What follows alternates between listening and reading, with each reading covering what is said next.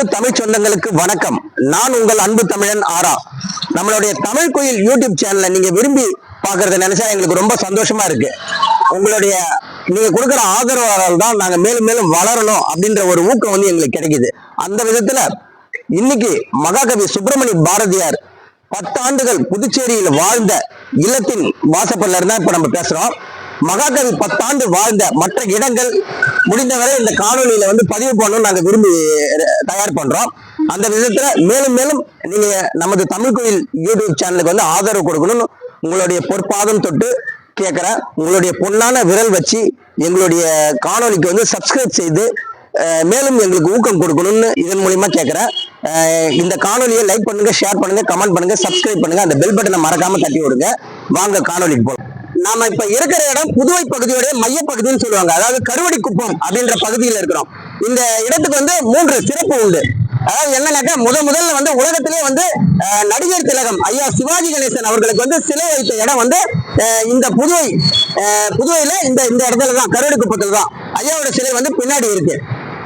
அடுத்தது இந்த இடத்தோடைய பேர் வந்து கருவடிக்குப்பம் அப்படின்னு அமைஞ்சிருந்தாலும் வந்து சென்னை புதுச்சேரிக்கு கிழக்கு கடற்கரை சாலை அப்படின்னு சொல்லுவாங்க.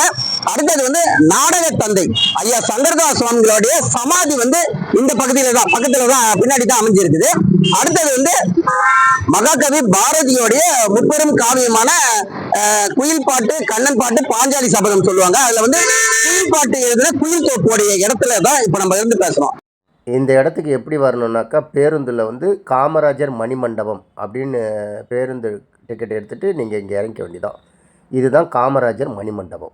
அப்படியே எதிர்க்க பார்த்தீங்கன்னாக்கா சித்தானந்தா கோவில். இந்த கோவில் உள்ளதான் மகாகவி பாரதியார் வந்து குயில் பாட்டு எழுதின இடம். அதை விட முக்கியம், இந்த பகுதிக்கு வந்து இன்னொரு மகத்தான பெருமையும் இருக்குது. அது என்னென்னா, வாஞ்சிநாதன் வந்து மணியாச்சி ரயில் நிலையத்தில் வந்து ஜூன் 17ஆம் தேதி வந்து ஆஷ் துரையை வந்து சுட்டு கொள்கிறாரு. ஆனால் அவருக்கு வந்து துப்பாக்கி பயிற்சி கொடுக்கப்பட்ட இடம் வந்து இந்த இடம்தான். இந்த இடத்துல வந்து அதிகம் வந்து மாமரமும் தென்னை மரமும் வந்து அந்த காலத்தில் இருந்துச்சு. அதனால் இங்கே வந்து தான் வந்து அந்த துப்பாக்கி பயிற்சி எடுத்துட்டு வாஞ்சிநாதன் வந்து ஆஷ் துரையை வந்து மணியாச்சி ரயில் நிலையத்தில் வந்து துப்பாக்கியால் சுட்டார் அப்படின்றது வந்து ஒரு வரலாறு. இதுதான் வந்து சித்தானந்தா கோவில் தேவஸ்தானம். இந்த கோவில் உள்ள தான் வந்து மகாகவி பாரதிக்கும் வந்து ஒரு சிலை வச்சுருக்கிறாங்க. வாங்க அப்படியே பார்ப்போம். கோவிலுடைய அழகிய தோற்றம் உள்ளே போனாவே ஒரு இயற்கையான ஒரு அமைதி நிலவுது கோவில் உள்ள. வாங்க. எட்டயபுரத்தில் பிறந்து 8 திசைக்கும் தமிழ் தீயை பாய்ச்சியவன், வாழும்போது கொண்டாட மறந்த சமூகம் தற்போது வரை தூக்கி கொண்டாடி மகிழ காரணம் என்ன? பாரதி இந்த உலகிற்கு கொடுத்தது என்ன? வலிமையான தமிழ புலவர்களும் அறிஞர்களும் கட்டமைச்சு ஒரு கட்டுக்குள்ள வச்சிருந்த நேரத்துல அதை உடைச்சி எளிமையான மக்களுக்கு அள்ளி கொடுத்தது தான் மகாகவி பாரதி செய்த ஒரு மகத்தான சாதனை. அதனாலதான் பாரதி மறைந்தும் இத்தனை வருஷமும் நாம வந்து பாரதியை கொண்டாடிக்கிட்டு இருக்கோம். பாரதி மேல பித்து பிடிச்சி பைத்தியமா இருந்தவங்க பலர். அதுல புதுச்சேரியை சேர்ந்த சுப்புரத்தினம் அப்படின்றவர் தான் வந்து பிற்காலத்துல பாரதி தாசன் அப்படின்னு தன்னுடைய பேரை வந்து மாத்திக்கிட்டாங்க. தமிழ் மீது தீராத காதல் கொண்ட பாரதிதாசன் தன்னுடைய பேரை பாரதி தாசன் மாத்தும் போது தமிழ் பற்றாளர்கள், அறிஞர்கள்லாம் அவரை பார்த்து ஒரு கேள்வி கேட்டாங்க. தாசன்றது வந்து வடநாட்டு சொல், அப்ப நீங்க வந்து பாரதியோட அடிமையா அப்படின்னு வந்து ஒரு கேள்வி கேட்டாங்க. அப்ப பாரதிதாசன் ஆமாண்டா, நான் பாரதிக்கு நான் அடிமை தான், பாரதி தமிழுக்கு நான் அடிமை தான் அப்படின்னு உறக்க சொன்னதுதான் வந்து இந்த மண்ணின் மைந்தன் பாவேந்தர் பாரதிதாசன். பாரதி வாழ்க்கையில புதுச்சேரி வந்து ஒரு முக்கிய பங்கு வகிக்குது. எப்படின்னு கேட்டீங்கன்னாக்கா, 4 1 பங்கு பகுதியை வந்து பாரதி வந்து புதுச்சேரியில தான் கழிச்சிருக்காரு. பாரதியோட வாழ்வு வந்து 39 வருடம். அதுல வந்து 10 வருடம் வந்து புதுச்சேரியில தான் வந்து அவர் கழிச்சிருக்காரு. எப்படின்னாக்கா வந்து பாரதி வந்து இந்தியா பத்திரிகையில வந்து விடுதலை பத்தி சில முக்கிய விஷயங்கள் எழுதும்போது வந்து ஆங்கில அரசாங்கம் வந்து அவரை வந்து கைது பண்ண நடவடிக்கை எடுக்குது. அப்ப இங்க வந்து பிரெஞ்சு அரசாங்கம் வந்து பாண்டிச்சேரியில இருக்கு. பிரெஞ்சு அரசாங்கம் வந்து பத்திரிகை சம்பந்தப்பட்ட விஷயத்துக்கு வந்து அதிகபட்ச தண்டனைன்றது வந்து 3 மாசம் தான் வந்து விதிக்கிறாங்க. அப்ப கோயம்புத்தூர் சிறையில இருக்க ஐயா வாவு சிதம்பரனார் வந்து பாரதியாரை தொடர்பு கொண்டு நீங்க வந்து புதுச்சேரிக்கு போயிடுங்க, அதான் வந்து உங்களுக்கு நல்லதுன்னு சொல்லிட்டு வாவு சிதம்பரனார் தான் வந்து அவருடைய வற்புறுத்தினால தான் வந்து பாரதியார் வந்து புதுச்சேரிக்கு வராரு. இல்லாட்டினா பாரதியார் வந்து புதுச்சேரிக்கு வரக்கூடிய எண்ணமே அவருக்கு கிடையாது. அவர் ஐயா வாவு சிதம்பரனாருடைய வற்புறுத்தலின் பேர்ல தான் வந்து பாரதியார் வந்து புதுமை மண்ணை நோக்கி வராரு. வந்து இந்த மகத்தான மண்ணில் வந்து பாரதியார் படைச்ச மகத்தான காவியங்கள் பல, அதாவது வந்து அதிக நூல்கள் வந்து அச்சேரிய இடம். பாரதி புதுவையில் வந்து வறுமையிலையும் நோயிலையும் வந்து ரொம்ப கஷ்டப்பட்டாருன்னு சொல்லுவாங்க. உண்மைதான் அது. பாரதி வந்து அதை வந்து விருப்பப்பட்டு அவரே ஏற்றுக்கிட்டதுன்னு தான் வந்து நம்ம வந்து சொல்லணும். எப்படின்னு கேட்டால், பாரதி வந்து எட்டயபுர மன்னரால் வந்து மாதம் 100 ரூபாய் சம்பளத்தில் வந்து முதல்ல பணியில் இருந்தார். எட்டயபுர மன்னர் வந்து முதல்ல வந்து சம்பளம் கொடுத்ததை வந்து பாரதி வெறும் புத்தகமாக வாங்கிட்டு வந்தார் வீட்டுக்குன்னு வந்து ஒரு கதை சொல்லுவாங்க. எட்டயபுர அரசவையிலேருந்து மதுரை சேதுபதி உயர்நிலைப் பள்ளிக்கு வந்து தமிழ் ஆசிரியராக வந்து போகிறாரு. அங்கே வந்து 17 ரூபா 50 பைசா சம்பளத்துக்கு போகிறாரு. அதுக்கப்புறம் அங்கே இருக்கிற ஐயாச்சாமி அப்படின்றவருடைய நட்பு மூலிமா வந்து சென்னையில் வந்து சுதேசமித்திரனுக்கு வந்து வேலைக்கு போகிறாரு. அதுக்கப்புறமா அங்கேயும் வந்து ஒரு 2.5 வருஷம் வேலை பார்த்துட்டு, அங்கே சுதேசமித்திரன் வந்து மாதம் 40 ரூபா சம்பளம், அங்கேயும் வேலை பார்த்துட்டு அதுக்கப்புறமா தான் வந்து இந்தியா பத்திரிகைக்கு வந்து ஆசிரியராக மாறுறாரு. அதுவும் வந்து சில காலம் கழித்து அதையும் வந்து பாண்டிச்சேரிக்கு வந்து இந்தியா பத்திரிகையை மாற்றி பாண்டிச்சேரிக்கு வராரு. இங்கே வந்து பாண்டிச்சேரியில் நிறுவும் போது வந்து முக்கியமாக வந்து அவருக்கு உதவி பண்ணது வந்து வில்லியனூரை சேர்ந்த ஐயா லட்சுமி நாராயணன்றவர் வந்து இங்கே வந்து இந்தியா வர்றதுக்கு உதவி பண்ணாப்புல. இங்கே வந்து டூப்ளெக்ஸ் வீதியில் வந்து அந்த இந்தியா பத்திரிகை நடந்துச்சு. 1908 பாரதியை கைது பண்ணணும்னு சென்னையில முடிவு எடுக்கிறாங்க. அப்ப வாவு சிதம்பரனார் தான் வந்து பாரதியை வந்து புதுச்சேரியில போய் அடைக்கலம் ஆகணும்னு வந்து சொல்றாரு. ஆனா பாரதிக்கு வந்து புதுச்சேரியில வந்து யாரையுமே தெரியல. அப்ப பாரதியோடைய நண்பர் மூலியமா வந்து ஒரு கடிதம் எடுத்துக்கிட்டு வராரு. அதாவது வந்து செப்டம்பர் மாசம் 1908 வந்து செப்டம்பர் மாசம் வந்து முத புதுச்சேரி நோக்கி வந்து பாரதி வராப்புல. பாரதி வந்து குப்புசாமி ஐயங்கார் அப்படின்றவரை வந்து சந்திச்சு அந்த கடிதத்தை கொடுக்கிறாரு. அவர் மூலியமா வந்து குப்புசாமி ஐயங்காரோடைய இல்லத்துல வந்து பாரதி வந்து ஒரு 10 நாள் தங்க வைக்கப்படுறாரு. அப்ப இங்க இருக்கிற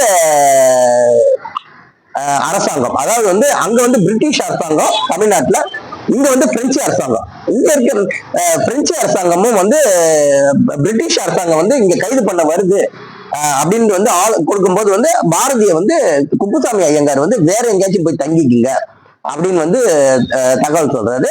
பாரதிக்கு வந்து உடனே வந்து இங்க வந்து யாரையுமே வந்து தெரியல, ஏன்னா வேற நண்பர்களும் யாரும் கிடையாது.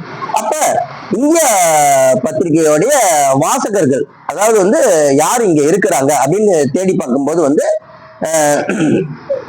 அதாவது வந்து கோலை கிருஷ்ணமாச்சாரியார் வந்து சுந்தரேஷ் ஐயர் அப்படின்றவரை வந்து அறிமுகப்படுத்தி வைக்கிறாப்புல பாரதிக்கு. சுந்தரேஷ் ஐயங்கார் தான் வந்து இப்ப இருக்கிற இந்த வீடை வந்து விளக்கெண்ணெய் செட்டியார்கிட்ட இருந்து வந்து வாடகைக்கு வந்து பாரதிக்கு வந்து பார்த்து கொடுக்குறாரு. இப்படி பாரதிக்கு வந்து உதவி செய்த எண்ணற்ற பேர்ல வந்து முக்கியமான பேரா வந்து இந்த கோலை கிருஷ்ணமாச்சாரியார் வந்து இருக்கிறார். இந்த நேரத்தில் தான் பாரதிய பல தமிழ் அறிஞர்கள் பற்றாளர்கள்லாம் வந்து ஆதரிக்க ஆரம்பிக்கிறாங்க. ஏன்னா பாரதியோட எழுத்தோடைய வலிமை அவங்களுக்கு தெரிஞ்சிருக்கு. அந்த நேரத்துல மிக முக்கியமான நபர் யாருன்னு கேட்டா பொன்னை முருகேசன் பிள்ளை என்றவர். அவர் தன்னுடைய தன்னுடைய இல்லத்துல வந்து மேல் மாடியில வந்து ஒரு அறையை ஒதுக்கி பாரதி வந்து இங்கேயே தங்கி இங்கேயே அவரோட படைப்புகள் வந்து வெளியேறட்டும் அப்படின்னு சொல்றாங்க. அதே மாதிரி அவங்க மனைவி வந்து அந்நியமான்றவங்க வந்து பாரதிக்கு தேவையான உணவுகள்லாம் வந்து சமைச்சு கொடுக்குறாங்க. அப்படி இருந்தாங்க. அப்படி அந்த சமயத்துல வந்து பாரதிக்கு வந்து அடுத்த நண்பர் வந்து ஒருத்தர் கிடைக்கிறார். அவர் தான் வந்து கலவை சங்கரன் செட்டியார்னு. அதாவது வந்து கலவை சங்கரன் செட்டியார் வந்து பாரதி தங்க செய்தவர்ல வந்து ரொம்ப ரொம்ப முக்கியமானவர். அதோட இன்னொரு விஷயம் என்னன்னாக்கா, அவர் வந்து ஒரு வணிகர். அதாவது வந்து பாரதி வந்து புதுச்சேரியில் தங்கணும்னாக்கா 5 மாஜிஸ்ட்ரேட் வந்து கையெழுத்து போட்டு கொடுத்தாதான் வந்து பாரதி வந்து புதுவையில் தங்க முடியும். அதனால அந்த வேலையை வந்து அந்த கலவை சங்கரன் செட்டியார் வந்து செய்தார்.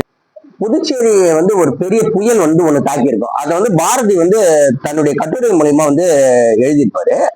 அப்ப வந்து பெரும் உதவி செய்தது வந்து இந்த கிருஷ்ணசாமி செட்டியார்னு முத்தியால்பேட்டையில வந்து பெருமாள் கோயில் பக்கத்துல இருக்கிறவர். அந்த ஐயா தான் வந்து அந்த புயல் சமயத்துல வந்து பாரதிக்கு வந்து பெரும் உதவி செய்திருக்கிறாரு. அதையும் வந்து பாரதி வந்து குறிப்பிட்டு இந்த மீன்கள் துள்ளி விளையாடுற பகுதி தான் வந்து குயில் தோப்பு உள்ள பகுதி. இங்கே வந்து அதிகமாக வந்து மாமரமும் தென்னை மரமும் இருந்துச்சு. இது பெரிய தோப்பு. இந்த தோப்புக்கு சொந்தக்காரும் வந்து முத்தியால்பேட்டை கிருஷ்ணசாமி செட்டியார் தான். அவரோட இடம் தான் இது எல்லாமே. இங்கே தான் வந்து பாரதியார் வந்து தன்னுடைய பொழுதுபோக்கை கழிக்கிற இடமா இருந்துச்சு. ஏன்னா அவர் கூட இருந்த கீரா என்கின்ற ராமசாமி அவர்கள் வந்து இதை பதிவு பண்ணியிருக்கிறாங்க. இது வந்து குயில் பாட்டு எழுதின காலம் வந்து 1914. 1914 வந்து இந்த இடத்துல வந்து எழுதுனது தான் வந்து குயில் பாட்டு.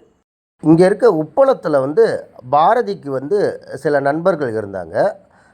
அவர்களை பார்க்குறதுக்கும் அங்கே உப்பளத்தில் இருக்க தேசமுத்து மாரியம்மன் கோவில்ன்ற அந்த கோயிலை பார்க்குறதுக்கும் பாரதி வந்து அடிக்கடி உப்பளம் போயிட்டு வருவார்.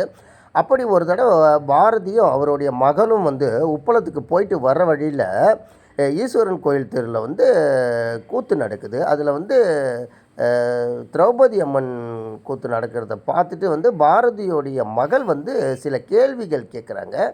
அந்த கேள்விகள்லேருந்து வெகுண்டு எழுந்து இரவு முழுவதும் வந்து பாரதி வந்து உறக்கமின்றி தன்னை அறியாமல் வந்து காலால் செவுத்தை உதச்சி எழுதுனது தான் வந்து பெரும் காவியமான பாஞ்சாலி சபதம்.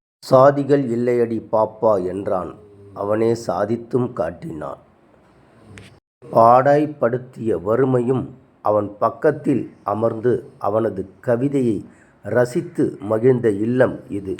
காலை வேளையில் காக்கையும் குருவியும் அவன் கவிதையோடு அவன் தரும் அன்னத்தை புசித்து மகிழ்ந்த இல்லமும் இதுவே.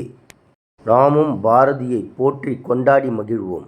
வரும் இளைய தலைமுறைக்கு பாரதியின் புகழை எடுத்துச் சொல்லி பாரதியின் பெயரை இன்னும் ஓங்கி ஒலிக்கச் செய்வது நம் ஒவ்வொரு தமிழரின் கடமை. தேடிச்சோறு நிதந்தென்று பல சின்னஞ்சிறு கதைகள் பேசி மனம் வாடி துன்பமிகு உழன்று பிறர் வாட பல செயல்கள் செய்து நரைகூடி கிழ பருவமெய்தி கொடுங்கூற்று கிரையென பின் மாயும் பல வேடிக்கை மனிதரைப் போலே நான் வீழ்வேன் என்று நினைத்தாயோ? நின்ன சில வரங்கள் கேட்பேன், அவை நேரே என்றெனக்குத் தருவாய். என்றன் முன்னை தீய வினை பயன்கள் இன்னும் மூளா தழிந்திடுதல் வேண்டும்.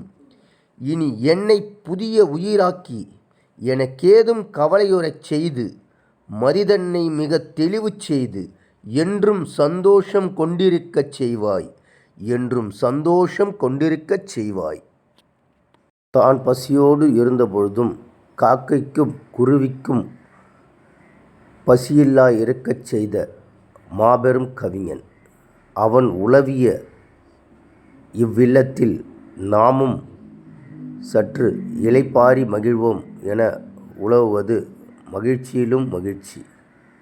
பாரதி.